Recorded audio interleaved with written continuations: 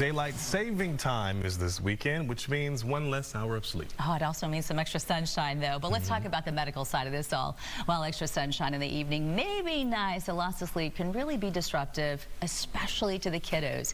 This morning, Dr. Aida Khanum with Pediatric Pod Concierge Pediatrics joins us to talk about ways to help your child adjust to that change. Welcome. Thanks for being here. Good morning. Thank you for having me. An hour of sleep seems really like not that big of a deal, but it sort of is, right? So how do we prepare for that?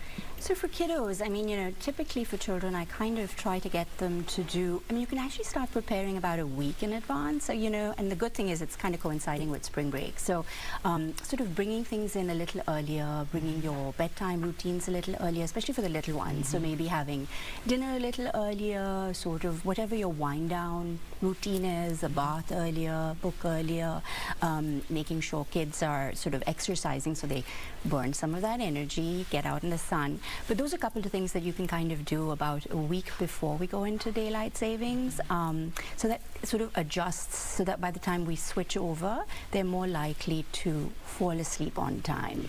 How does this specifically help impact kids when it comes to losing an hour of sleep? Obviously, it impacts their sleep schedule, but what else does it do for them? Right. So, when in the spring, we kind of spring forward. So kids kind of end up having to get an hour less of sleep. And so when you're kind of going to sleep a little later, it's hard to get them to go to sleep that earlier time. And then they're waking up, it's harder for them to wake up. So they're having a shorter amount of sleep, which can affect them in many ways. I mean, I think for the little ones, it can make them cranky and sort of poor attention. But for our adolescents, especially in the springtime, you've got your little young drivers. They don't get that rest. They're going to have poor attention, poor concentration. It can affect their driving. So important to make sure we can make that adjustment really well. And what about the fact that it falls on spring break for a lot of people in our area? Do you think that that's helpful, or is it going to be even a little more hectic with a lot of families who will be traveling and then trying to deal with the lack of sleep as well? That's right. So it can work for you or it can work against you. So I think if you're traveling, I think it's going to be hard. But for the families that I would still say try to sort of adjust it by a couple of minutes a day, because it can take up to a week to change.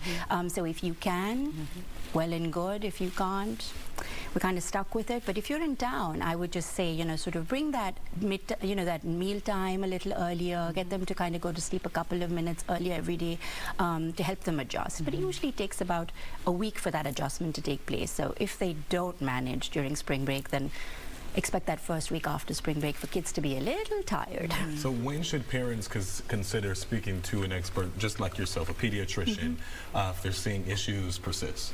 Right. So, typically, as I said, it usually takes about a week for that transition to take place. And so for most of our kiddos, as long as parents are making that adjustment, within about a week, they should be back in place. But again, if your child is taking longer, they're having a hard time falling asleep, like at our practice, Pediatric Pod Concierge, parents can come in and spend a lot of time talking about this, and we kind of work on each one of their sleep hygiene techniques to help them sort of target a particular thing. For older kiddos especially, do you ever consider talking to parents about melatonin or any kind of supplement, or do you think it's best not to ever think about that?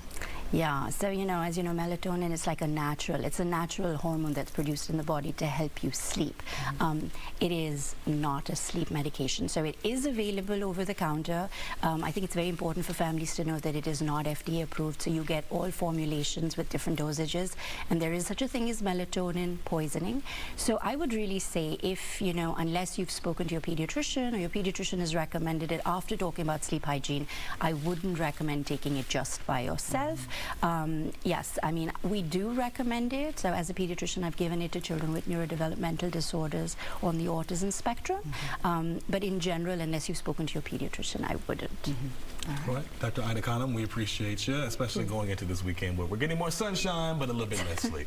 Thank you so much. It's so neat what you do with concierge medicine, readily available for all your patients. They have her cell number. How cool is that? They do. So much. Thank you.